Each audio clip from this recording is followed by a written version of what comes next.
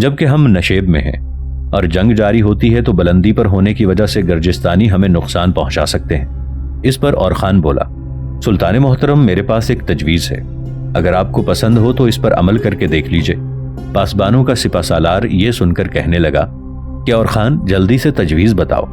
یہ سن کر اور خان مسکراتے ہوئے کہنے لگا، سلطان محترم، میرے خیال میں ہمیں آج ہی گرجستانیوں کے خلاف جنگ کی ابتدا کر دینی چاہیے، اور ہمیں ان پر حملہ آور ہونے کے لیے کوہستانی سلسلے پر چڑھ جانا چاہیے۔ میرے خیال میں جب ہم کوہستانی سلسلے پر چڑھنا شروع کریں گے تو گرجستانی نیچے اترنا شروع کر دیں گے، تاکہ نیچے اترتے ہوئے وہ ہم پر دباؤ ڈالیں اور ہمیں شکست سے دوچار کرنے کی کوشش کریں، اس لیے کہ وہ اوپر رہ کر ہمارا انتظار نہیں کریں گے۔ وہ جانتے ہیں کہ اگر ہم اوپر چڑھنے میں کامیاب ہو گئے تو پھر ان کے لیے مصیبت کا باعث بن جائیں گے۔ سلطان محترم، جب ہم کوہستانی سلسلے کے اوپر چڑھ رہے ہوں گے اور گرجستانی نیچے اتر رہے ہوں گے، اور جب دونوں لشکروں کی اگلی صفیں آپس میں ٹکرائیں گی تو تھوڑی دیر تک ہمیں گرجستانیوں کے ساتھ جنگ کرنی چاہیے۔ اس کے بعد ہمیں ایک دم پسپا ہونا چاہیے۔ گرجستانی یہ خیال کریں گے کہ ہم شکست اٹھا کر واپس بھاگے ہیں، اس طرح وہ ہمارا تعاقب کرتے ہوئے کوہستانی سلسلے سے میدانوں میں آن پہنچیں گے۔ اس طرح ہمارا مقصد پورا ہو جائے گا۔ کوہستانی سلسلے میں پہنچنے کے ساتھ ہی ہمارے لشکر کو 3 حصوں میں تقسیم ہو جانا چاہیے۔ سامنے کی طرف سے سلطان محترم آپ خود ضرب لگائیں گے، دائیں طرف سے میں اور بائیں طرف سے پاسبانوں کا سپہ سالار گرجستانیوں پر حملہ آور ہوگا، اور مجھے امید ہے کہ گرجستانیوں کے لشکر کی تعداد ہماری نسبت بہت زیادہ ہے، پھر بھی ہم انہیں اپنے سامنے زیر کرنے میں کامیاب ہو جائیں گے۔ یہ کہنے کے بعد اور خان جب خاموش ہوا تو سلطان جلال الدین اور پاسبانوں کا سالار دونوں ہی اسے تحسین آمیز انداز میں دیکھنے لگے تھے۔ اس موقع پر پاسبانوں کا سپہ سالار اور خان کو مخاطب کرتے ہوئے کچھ کہنا ہی چاہتا تھا کہ اس کے بولنے سے پہلے ہی سلطان جلال الدین نے اور خان کی طرف دیکھتے ہوئے کہا، اور خان، تمہاری تجویز بہترین اور انتہائی عمدہ ہے۔ اس پر عمل کر کے ہم یقیناً گرجستانیوں کو ناقابل تلافی نقصان پہنچا سکتے ہیں۔ اس طرح ہم ان کے لشکر کی بڑی تعداد کو بھی اپنے سامنے ہیچ اور پست کر کے رکھ سکتے ہیں۔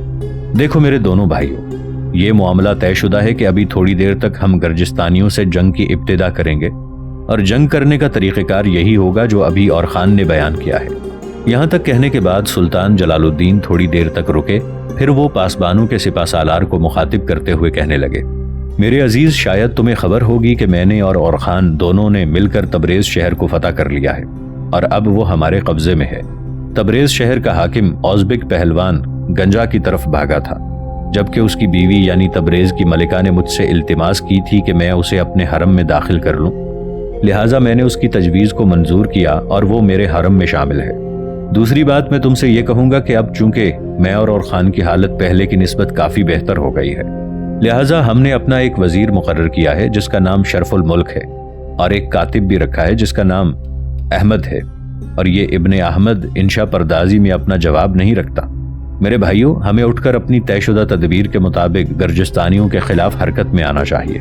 اور خان اور پاسبانوں کے سپہ سالار نے سلطان جلال الدین کی اس تجویز سے اتفاق کیا، پھر وہ خیمے سے باہر آئے اور اپنے لشکر کو حرکت میں لاتے ہوئے وہ گرجستانیوں پر حملہ آور ہونے کے لیے نشیب سے بلندیوں کی طرف چڑھنا شروع ہو گئے تھے۔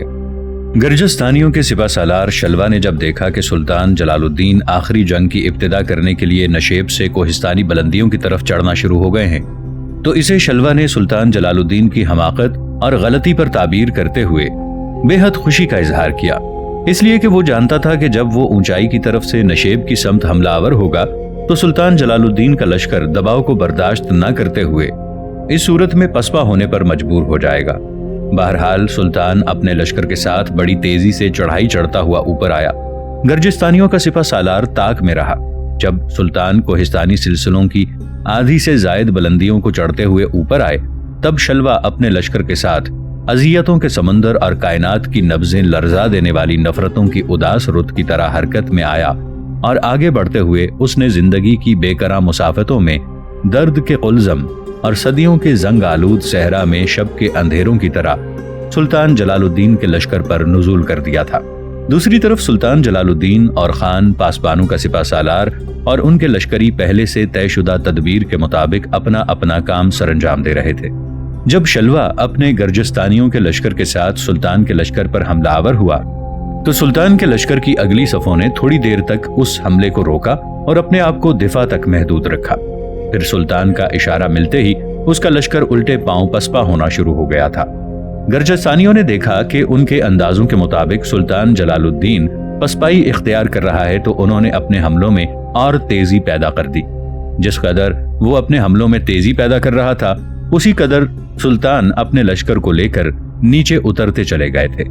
यहाँ तक कि मैदान में उतरकर सुल्तान अपने लश्कर को खुले मैदानों में अपने पड़ाव के करीब ले गए। ऐसा होना था कि एक तूफान उठ खड़ा हुआ और खान और पासबानों का सिपा सालार अपने अपने लश्कर को लेकर गरजस्तानियों के दाएं और बाएं तरफ फैल गए, जबकि सामने सुल्तान अपने लश्कर के साथ था।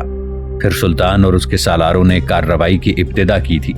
सबसे पहले इब्तिदा सुल्तान ने की।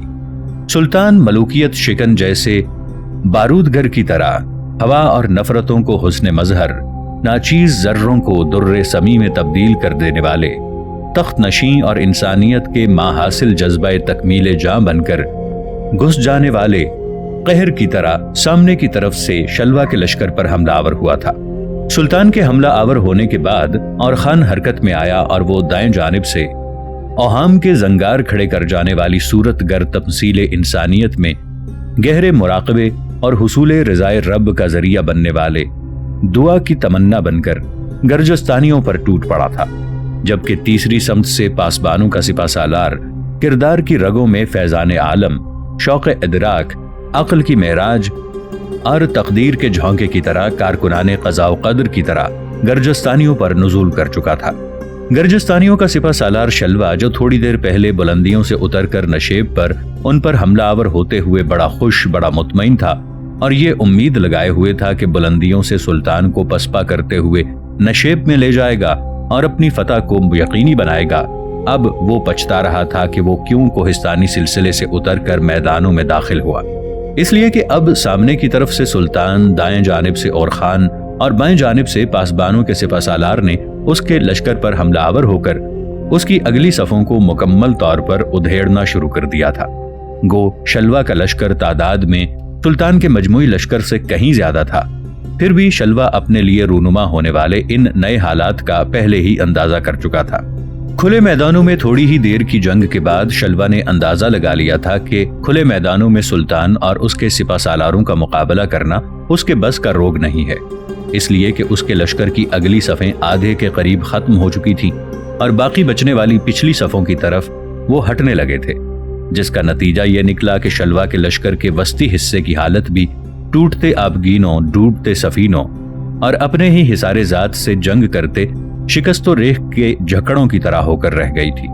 शलवा ने जब देखा कि सुल्तान जलालुद्दीन का लश्कर तीन अतराफ से उसके लश्कर को घेर कर उसका मुकम्मल तौर पर कत्लेआम शुरू कर चुका है, तब वो बड़ा पशेमान और फिक्रमंद हुआ। इसी परेशानी और फिक्रमंदी में उसने अपने लश्कर को पसपा होने का हुक्म दे दिया था। ये हुक्म मिलना था कि गरजस्तानी अपने पीछे कोहिस्तानी सिलसिले में भागे और इस अमल में शलवा सबसे आगे था। ये बड़ा नाजुक मौका था जो गरजस्तानियों पर वारिद हुआ, इसलिए कि जूं ही गरजस्तानी भागे, सुल्तान और खान पासबानों के सिपा सालार ने पूरी कुव्वत से उनका पीछा किया और उन्हें काटना मारना शुरू कर दिया।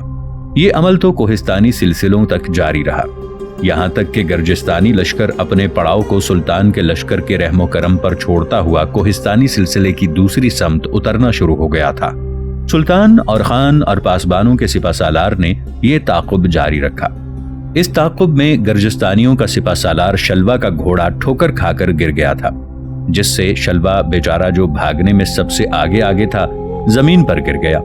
अब वो सबसे पीछे रह गया था, जिसका नतीजा यह निकला कि सुल्तान के लश्करियों ने शलवा को गिरफ्तार कर लिया। बाकी बचने वाले गरजस्तानियों का लश्कर कोहिस्तानी सिलसिले के अंदर अपनी जानें बचाने के लिए गारों और खंडरों में छुपकर अपनी जान बचाने में कामयाब हो गया था। ताक़ुब तर्क करके सुल्तान उस जगह आए जिस जगह गरजस्तानियों का पड़ाव था। वहां सुल्तान और खान और पासबानों का सिपा सालार तीनों एक बड़ी चट्टान पर बैठ गए। सुल्तान ने गरजस्तानियों के सिपा सालार शलवा को अपने सामने पेश करने का हुक्म दिया। सुल्तान के लश्करी शलवा को पकड़कर सुल्तान के सामने लाए तो सुल्तान ने थोड़ी देर तक सर से पांव तक बड़ी गहरी निगाह से उसका जायजा लिया। सुल्तान ने उसे मुखातिब करके कहा, शलवा, कबल इसके कि तेरी इस बगावत, तेरी इस सरकशी की मैं सजा तजवीज करूं, तू खुद ही बता दे कि तूने जो हमारे खिलाफ जंग की तरह डाली है, اس کی تجھے کیا سزا دی جائے؟ اس پر شلوا تھوڑی دیر تک بڑے غور سے سلطان جلال الدین کو دیکھتا رہا، پھر وہ آگے بڑھا۔ سلطان جلال الدین کے پاؤں پر گر گیا تھا، پھر کھڑا ہوا اور بڑی عاجزی اور انکساری سے کہنے لگا، سلطان محترم، میری زندگی کا یہ پہلا تجربہ ہے کہ تعداد میں کم ہونے والے لشکر سے میں نے ایسی بدترین اور ذلت آمیز شکست اٹھائی ہے، اور میں یہ سمجھتا ہوں کہ یہ سب کچھ مسلمانوں کے عزم اور ان کی نیک نیتی کا باعث ہے۔ سلطان محترم، شاید آپ میرے عزم پر یقین نہیں کریں گے۔ آپ کے اس اخلاق اور کردار کو دیکھتے ہوئے میں نے اسلام قبول کرنے کا سچا ارادہ کر لیا ہے۔ سلطان شلوا کے اس اسلام قبول کرنے کے اظہار کے جواب میں کچھ کہنا ہی چاہتا تھا کہ ان کے لشکری ایک اور گرجستانی کو پکڑ کر لائے اور سلطان کے سامنے کھڑا کر دیا۔ سلطان نے اپنے لشکریوں کو مخاطب کر کے پوچھا، یہ کون ہے جسے تم پکڑ کر لائے ہو؟ اس پر ایک لشکری بولا، سلطان محترم، یہ بھی گرجستانیوں کا ایک سالار ہے اور اپنا نام ایوانی بتاتا ہے، یہ بھی اسلام قبول کرنے پر آمادہ ہے۔ اس پر سلطان نے شلوا کی طرف دیکھتے ہوئے پوچھا، یہ ایوانی نام کا جوان تمہارے لشکر کا سالار ہے؟ اس پر شلوا نے اسبات میں سر ہلا دیا۔ چونکہ شلوا اور ایوانی دونوں نے اسلام قبول کرنے کا اظہار کر دیا تھا، لہٰذا سلطان نے ان دونوں کے لیے کوئی سزا تجویز نہ کی۔ اس موقع پر شلوا نے اظہار تشکر کرتے ہوئے سلطان کو مخاطب کرتے ہوئے کہا، سلطان محترم، میں ہرگز اپنے لشکر کے ساتھ آپ کے مقابل نہ آتا، لیکن آپ کو معلوم ہوگا کہ گرجستانیوں پر حکومت اس وقت ایک عورت کی ہے جو کہ بڑی ضدی، بڑی ہٹ دھرم اور جنگجو قسم کی خاتون ہے۔ یہ اپنے لشکریوں اور اپنے عسکریوں کو بیکار نہیں بیٹھا دیکھ سکتی، چاہتی ہے کہ کہیں نہ کہیں کسی نہ کسی محاذ پر اس کے لشکری کسی حاکم، کسی حکمران کے ساتھ مصروف جنگ رہیں۔ بس اسی بنا پر ہماری ملکہ نے 60,000 کا لشکر دے کر آپ سے جنگ کرنے کے لیے مجھے روانہ کر دیا۔ بہرحال میں سچے دل سے اسلام قبول کرتا ہوں اور آپ کے خلاف جنگ کرنے کی مجھ سے اور ایوانی سے جو غلطی ہوئی ہے اس کے لیے میں معذرت خواہ ہوں۔ سلطان نے شلوا اور ایوانی دونوں کی معذرت کو قبول کیا اور ان دونوں کو اپنے لشکر میں شامل کر لیا۔ گرجستانیوں کے اس سارے پڑاؤ پر قبضہ کرنے کے بعد سلطان نے چند روز وہیں قیام کیا۔ اس دوران سلطان کو اطلاع ملی کہ گرجستانیوں کی ملکہ اپنی اس شکست کا بدلہ لینے کے لیے ایک بہت بڑا لشکر تیار کر رہی ہے تاکہ سلطان کو ایک اور نہ ختم ہونے والی جنگ میں مبتلا کر دیا جائے۔ اسی دوران تبریز کی طرف سے ایک قاصد سلطان کے وزیر شرف الملک کی طرف آیا۔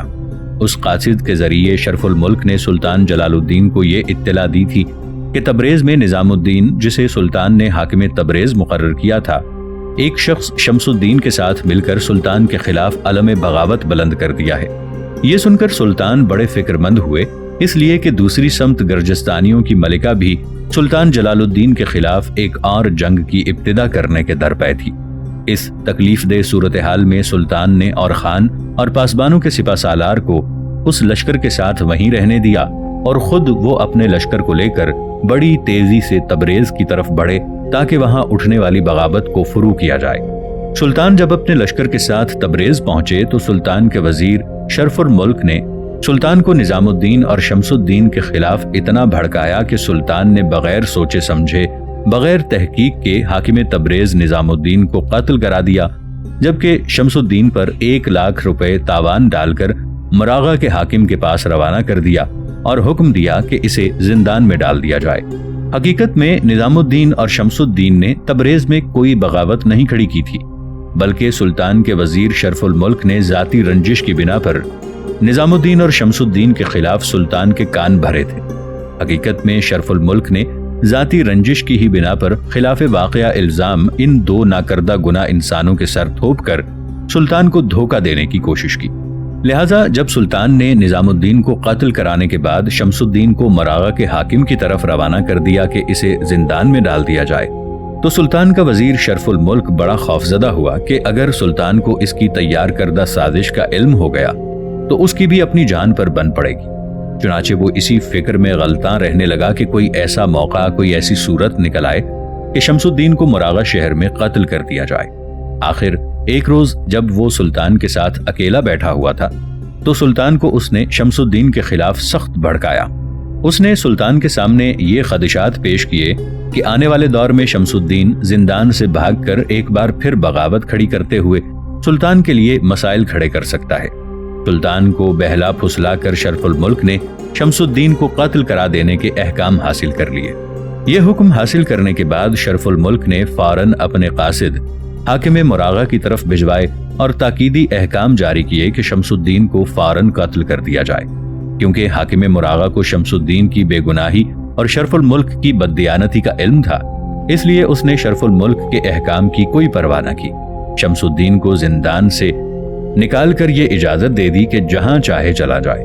شمس الدین شرف الملک کے شر سے بچنے کے لیے مراغہ سے اربیل اور پھر بغداد چلا گیا، اور جب حج کا مہینہ آیا تو زیارت کعبہ سے مشرف ہونے کے لیے مکہ معظمہ روانہ ہو گیا۔ اس موقع پر تبریز سے بھی حجاج کا ایک قافلہ حج کے لیے آیا ہوا تھا۔ جب حج کے دن لوگ حرم کعبہ میں نماز سے فارغ ہوئے تو شمس الدین اٹھا اور قرآن مقدس کا ایک نسخہ ہاتھ میں لیتے ہوئے وہ مجمع کو مخاطب کر کے کہنے لگا، اے مسلمانان عالم، میرا نام شمس الدین تبرائی ہے، میں تبریز کا رہنے والا ہوں۔ آج شہر کی اس عبادت گاہ میں کھڑا ہو کر جس سے بڑھ کر اور کوئی قابل احترام عبادت گاہ نہیں ہے، اور آج کا دن وہ دن ہے جس سے زیادہ متبرک اور کوئی دن نہیں ہے۔ میرے ہاتھوں میں وہ کتاب ہے جس سے مقدس تر اور کوئی کتاب نہیں ہے۔ میں آپ سب لوگوں کے سامنے اس عبادت گاہ اور اس کتاب کی قسم کھا کر کہتا ہوں کہ میرے خلاف شرف الملک نے ناپاک سازش تیار کی تھی۔ میں اور میرے مرنے والے بھائی کا قطعاً کسی سازش سے تعلق نہیں تھا۔ تبریز سے جانے والا حجاج کا قافلہ جب واپس تبریز آیا تو سالار قافلہ نے یہ واقعات سلطان کے گوش گزار کر دیے۔ اس پر سلطان کو اپنی جلد بازی پر بڑی ندامت ہوئی۔ اس نے اپنے وزیر شرف الملک کو برا بھلا کہا۔ سلطان نے شمس الدین کو مکہ معظمہ سے بلایا اور اس کے ساتھ کیے جانے والے سلوک کی تلافی یعنی تلافی مفاد کے طور پر شمس الدین کو سلطان نے تبریز کا حاکم مقرر کر دیا۔ اس موقع پر سلطان نے اپنے وزیر شرف الملک کے خلاف کوئی بڑی کارروائی نہ کی کہ اس لیے کہ سلطان کی حالت ابھی مکمل طور پر سنبھلنے نہ پائی تھی۔ اگر سلطان اپنے وزیر شرف الملک کو سزا دیتا، اس کے حمایتی یقیناً سلطان کو چھوڑ کر چلے جاتے، اور ایسا کرنے سے سلطان کی عسکری قوت میں خاطر خواہ کمی ہوتی، جبکہ ایسے نازک وقت میں سلطان ایسا نہیں چاہتے تھے، لہٰذا انہوں نے مصلحت آمیز خاموشی اختیار کر لی تھی۔ سلطان جلال الدین جب تک تبریز کے حالات درست کرتے رہے تب تک گرجستان کی ملکہ قیز ملک نے ایک اور بہت بڑا لشکر تیار کیا اور خان کے پاسبانوں کے سپہ سالار کے ساتھ اس نے جنگ کی طرح ڈال دی۔ جگہ جگہ مارکے ہوئے جس میں اور خان اور پاسبانوں کے سالار نے گرجستان کی ملکہ قیز ملک کے لشکروں کو شکست دی، تاہم قیز ملک بڑی ضدی اور ہٹ دھرم عورت تھی۔ اس نے لشکر پر لشکر تیار کرتے ہوئے اور خان اور پاسبانوں کے سپہ سالار کے خلاف ایک طرح سے چھاپا مار جنگ کی ابتدا کر دی تھی۔ تبریز کے حالات درست کرنے کے بعد سلطان پھر گرجستان میں اور خان اور پاسبانوں کے سپہ سالار کے ساتھ آ ملا۔ سلطان جلال الدین گرجیوں کی روز روز کی ان جنگی اقدامات سے تنگ آ چکا تھا اور چاہتا تھا کہ انہیں مکمل طور پر اپنے سامنے زیر کر کے اپنے حالات اطمینان بخش بنائے۔ چنانچہ اس مقصد کے لیے گرجستانیوں کے سابق سپہ سالار شلوا اور اس کے نائب ایوانی کو سلطان نے صلاح مشورے کے لیے طلب کیا۔ یہ دونوں اشخاص بظاہر اسلام لا چکے تھے لیکن دل سے اپنے اہل وطن کے سچے وفادار تھے۔ جب سلطان نے ان سے اپنے ارادے کا ذکر کیا تو دونوں بڑے زور و شور سے سلطان کی ہاں میں ہاں ملانے لگے، لیکن خفیہ طور پر ان کے تعلقات اپنی ملکہ قیز ملک کے ساتھ تھے۔ جب شلوا اور ایوانی کے صلاح و مشورے سے سلطان نے گرجستان پر حملہ کرنے کی مہم تیاری کی اور یہ تیاری مکمل ہو گئی تو شلوا اور ایوانی نے پوری رازداری سے اپنی ملکہ قیز ملک کو اپنے ایک خفیہ قاصد کے ذریعے یہ تمام حالات بتا دیے۔ گرجستان کی ملکہ قیز ملک کے ساتھ جنگ کی ابتدا کرنے سے پہلے سلطان نے ایک قاصد کو ملکہ کی طرف روانہ کیا۔ اس قاصد کا نام سلطان ملک تھا۔ اس کے ذریعے سلطان جلال الدین نے پیغام بھجوایا کہ ملکہ اگر سلطان جلال الدین کی مطیع اور فرما بردار بن کر رہے تو اس طرح علاقے میں امن قائم ہو جائے گا اور بے مقصد خونریزی سے بھی بچا جا سکے گا۔ سلطان جلال الدین کا قاصد جس کا نام سلطان ملک تھا، جب وہ گرجستان کے شہر تفلس کی طرف جاتے ہوئے اس کے نواح میں دریائے کرنتی کے کنارے پہنچا تو اسے بہت بڑا حادثہ پیش آ گیا۔ وہ یوں کہ سلطان ملک جب دریا کے کنارے پہنچا تو دریا کے کنارے ملکہ کا ایک درباری بھی چہل قدمی کر رہا تھا۔